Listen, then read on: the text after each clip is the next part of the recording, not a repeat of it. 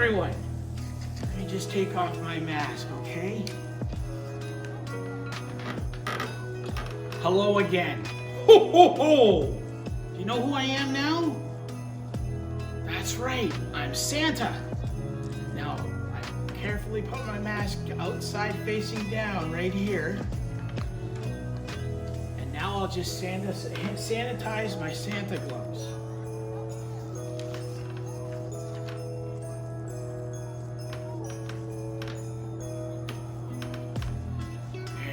That's how we have to do it this year. We have to be careful, don't we? Oh, don't worry. Santa will still be busy this year on Christmas Eve. But if you happen to catch sight of me, I'll be wearing my mask. Now, welcome to Tuesday Christmas Tales. My friends at the Cambridge Community Players have asked me and Mrs. Claus to read you one Christmas story every Tuesday in December. I've been filling stockings for the Cambridge Community Players since way back in the 1930s when they were called the Galt Little Theater. I hope you like today's story. It's called Santa is Like All of Us. It was a beautiful day in the forest. The sun was shining. The last few leaves on the trees sparkled and danced in the wind. Such a nice soft wind. All of the animals living in the forest had found cozy winter homes, but on this beautiful fall day, they were coming out for the sunshine. Everything was quiet. All you could hear was the soft wind and the rustling of the leaves. Suddenly, the youngest rabbit jumped and twirled and began to sing. "It's almost Christmas. Can't you feel the cheer? The time for Santa? The time is almost near."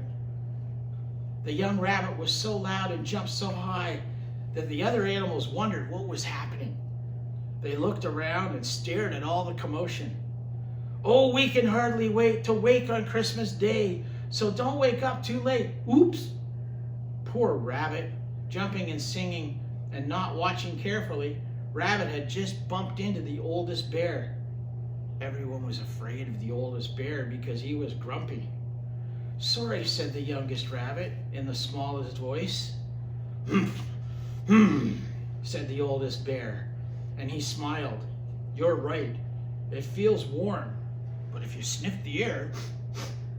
He tilted his head and sniffed a big sniff.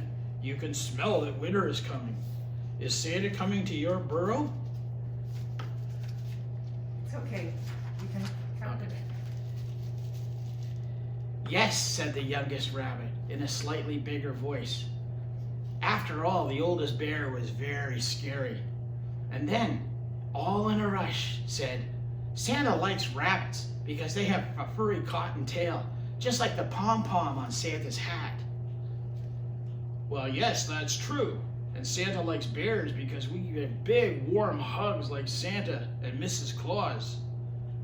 "Hey!" called a squeaky voice from under a nearby bush. "He likes us too." Several mice scrambled out from under the bush and looked up at the oldest bear and the youngest rabbit. "Santa likes mice because he moves like us. You know, quiet as a mouse." "Well, that's true," said the bear. And then he said, "Whoa," in his grumpy voice. He moved his big bear head around as the squirrel ran up his back and perched on his shoulder. "What are you doing, squirrel?" Not one bit frightened of the bear's grumpy voice, the squirrel pointed out that Santa likes squirrels too. "Santa loves squirrels because we're just like his elves. We work all the time. Squirrels are always busy." "What about us?" And that was Mother Raccoon. "Santa always comes to raccoons. He likes raccoons because we're nocturnal. We come out at night just like Santa. He does all his Christmas work during the night." The youngest rabbit nodded his head. The mice joined in and the squirrel as well. And the oldest bear just hummed. "Don't forget us." "Watch out," called the mice as two deer who had nearly trampled them. "Oh, I'm sorry," said the deer as they carefully moved away from the mice. "But don't Don't forget us." The raccoon looked up sharply and said, "Why would Santa like deer?" "Because we're deer. You know, deer. Like reindeer. In the long ago time, we were related to the reindeer, so Santa definitely likes deer." And then a hawk flew in, silently landing on the bear's other shoulder. The mice all backed up, and the youngest rabbit hid behind the deer. "Santa likes hawks," said the hawk.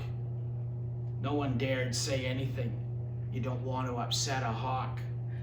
Hawk continued, "Santa likes hawks because we often fly with him to keep him company during his long flight on Christmas Eve." Then a smallish creature ambled into their midst. Everyone stood absolutely still. Even the oldest bear, who wanted to shake off the squirrel and the hawk, didn't move a muscle. The newcomer moved slowly and spoke the same way. "And Santa likes skunks. He likes us because our beautiful white stripe reminds him of all the trim around his Santa suit. And I think he likes skunks best of all." "No way," said the youngest rabbit. "Nuh-uh," said all the mice at once like a chorus. That's when they all began to argue, louder and louder and louder. Nobody could understand anything. It was noisy and nasty. It was deafening and disorderly. It was clattery and rackety and just plain awful. And it went on and on and on until it suddenly became darker. Everyone was quiet as the great owl, with wings stretched wide, came between them and the sun. The great owl landed in their midst and looked at them, all with amusement. Everyone from the youngest rabbit to the oldest bear respected the great owl. "You are correct.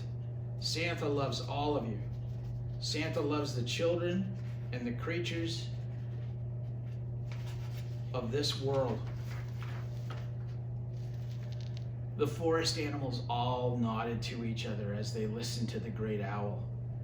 "We all share traits with Santa because Santa is like all of us. Look at me. I am wise and old, very much like Santa. Youngest rabbit, keep singing and dancing and reminding us that Christmas is coming. All of you can sing and dance and fly and tumble and scurry and amble your way to celebrating Christmas." And the great owl flew back into the trees. And the youngest rabbit went back to jumping and singing. And all the animals moved with joy through the forest because Christmas was coming and Santa would visit very soon.